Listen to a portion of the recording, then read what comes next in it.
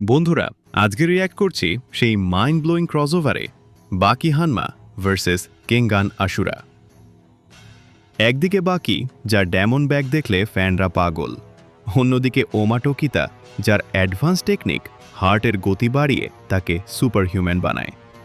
দুই জগতের এই টাইটানদের লড়াই, চলুন দেখি। ফাইট শুরু হতেই বাকি ডাজার কাউন্টার মারছে, কিন্তু ওমা থেমে নেই। সে নিকো স্টাইলের আয়রন ব্রেকার দিয়ে পাল্টা আক্রমণ করছে। আর দেখুন, ওমা অ্যাডভান্স অ্যাক্টিভেট করল, চোখ লাল, গতি 3 গুণ। কিন্তু বাকিও ঠিক সেই সময় তার আইকনিক ড্যামন ব্যাগ খুলে বসে, যা যুদ্ধের মোড পুরোপুরি বদলে দেয়। দুই ফাইটারই তাদের সেরা টেকনিক বের করে ফেলেছে। একটা দৃশ্য আসলেই সিনেমাটিক।